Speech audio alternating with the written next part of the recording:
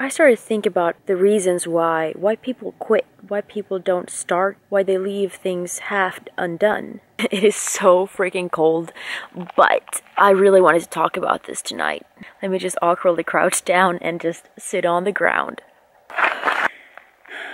I just wanted to talk about why people quit, don't start, or give up before they even started, or leave things half undone. I just have to show you guys this view. It's so freaking pretty. This is where I'm sitting right now. It's so freaking pretty. A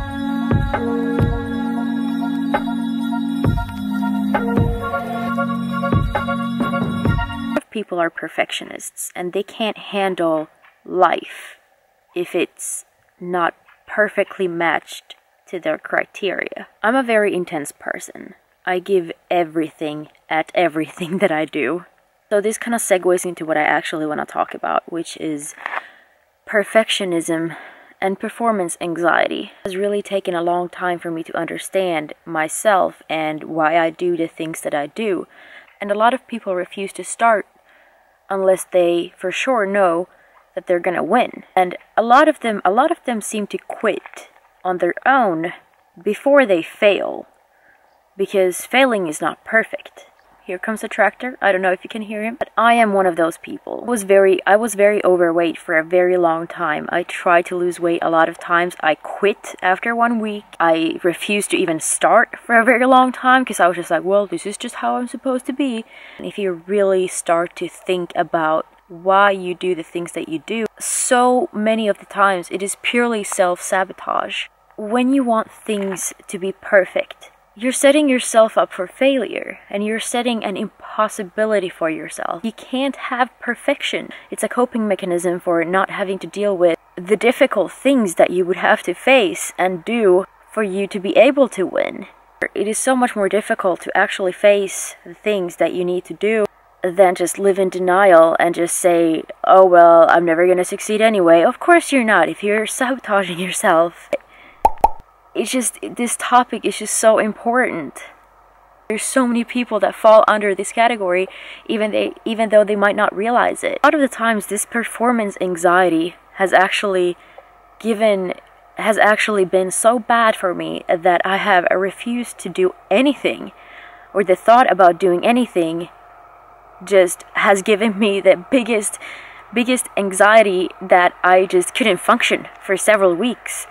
You're worried that whatever you do, you will not be perfect at it the first time you do it, so you just don't do it, and because it gives you anxiety to even think about it. Mr. Tractor, I really hope you're not ruining my video right now. A lot of people ask me like, what is your biggest struggle, or what do you still struggle with? Performance anxiety. Whatever I do, I always needed to be the best in. Like, I had to be the best. And this is something that I still struggle with a lot. I'm just gonna move because I'm really scared that the tractor noise will be like, I get so incredibly many messages from people saying that they're not comfortable going to the gym because they're scared and they're intimidated and they really don't want to go. Like, the reason why you're so scared to go or why you don't want to go is because you're scared to not be perfect the first time you go and have never been in the gym before, and that's okay. You see all these people around you who seem to have it together, who seem to know exactly what they're doing, but a lot of the times they don't. And a lot of the times you don't see those hundreds of hours that they've spent practicing to become better. Not perfect, because that doesn't exist, but better. There's a lot of ways to overcome this vicious cycle. Realize that it's okay to suck. Realize that it's okay to not be the best. Nobody will be at everything. You can't perform to an impossible standard. The biggest thing that has helped me a lot is that success is a lot of small efforts day in and day out. Success of any kind is the sum of all efforts. For me, performance anxiety is very closely linked to feeling good enough. How well I performed during one day sets the standard for all the other days and sets how good I am as a person. Performance is like directly related to my self-worth. That's where a lot of this stuff comes from too. You're comparing yourself. You're comparing yourself to yourself. Yesterday maybe, you're comparing yourself maybe to me. Like, I used to compare myself to like Olympic weightlifters, and I was like, I can't deadlift 405 pounds. Olympic weightlifting athlete woman has been lifting for probably 25 years. I've been lifting for 2 years and I've been losing weight at the same time. Like, it's just not a reality. I'm mad at myself because I can't do the same. It's ridiculous.